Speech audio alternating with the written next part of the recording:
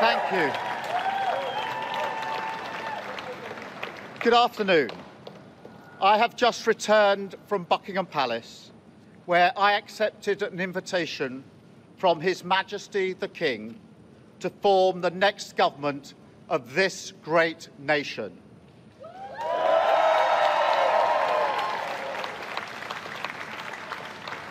I want to thank the outgoing Prime Minister, Rishi Sunak.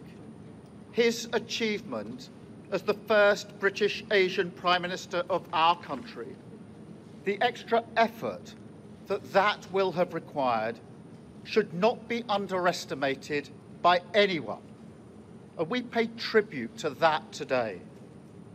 And we also recognise the dedication and hard work he brought to his leadership. But now our country has voted decisively for change, for national renewal, and a return of politics to public service. When the gap between the sacrifices made by people and the service they receive from politicians grows this big, it leads to a weariness in the heart of a nation, a draining away of the hope, the spirit, the belief in a better future, that we need to move forward together. Now, this wound, this lack of trust, can only be healed by actions, not words. I know that. But we can make a start today with the simple acknowledgement that public service is a privilege and that your government should treat every single person in this country with respect. If you voted Labour yesterday, we will carry the responsibility of your trust as we rebuild our country. But whether you voted Labour or not, in fact, especially if you did not, I say to you directly, my government will serve you. Politics can be a force for good. We will show that. We've changed the Labour Party, returned it to service, and that is how we will govern. Country first, party second. Yet, if I'm honest, service is merely a precondition of hope, and it is surely clear to everyone that our country needs a bigger reset, a rediscovery of who we are, because no matter how fierce the storms of history, one of the great strengths of this nation has always been our ability to navigate a way to calmer waters.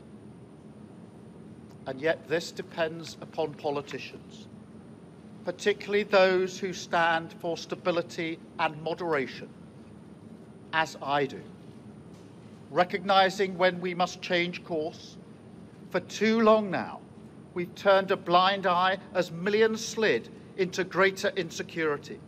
Nurses, builders, drivers, carers, people doing the right thing, working harder every day, recognised at moments like this before, yet as soon as the cameras stop rolling, their lives are ignored. I want to say very clearly to those people, not this time.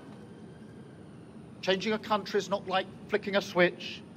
The world is now a more volatile place. This will take a while.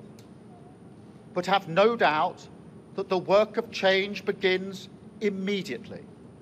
Have no doubt that we will rebuild Britain with wealth created in every community, our NHS back on its feet facing the future, secure borders, safer streets, everyone treated with dignity and respect at work, the opportunity of clean British power cutting your energy bills for good. And brick by brick, we will rebuild the infrastructure of opportunity, the world-class schools and colleges, the affordable homes that I know are the ingredients of hope for working people. The security that working class families like mine can build their lives around. Because if I asked you now whether you believe that Britain will be better for your children, I know too many of you would say no. And so my government will fight every day until you believe again. From now on, you have a government unburdened by doctrine, guided only by the determination to serve your interest, to defy, quietly, those who have written our country off.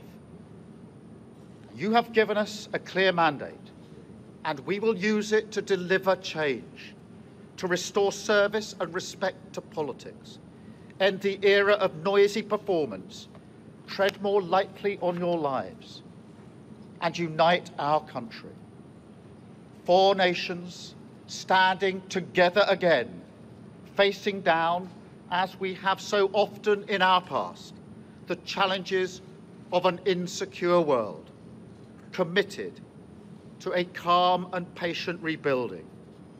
So, with respect and humility, I invite you all to join this government of service in the mission of national renewal. Our work is urgent, and we begin it today. Thank you very much.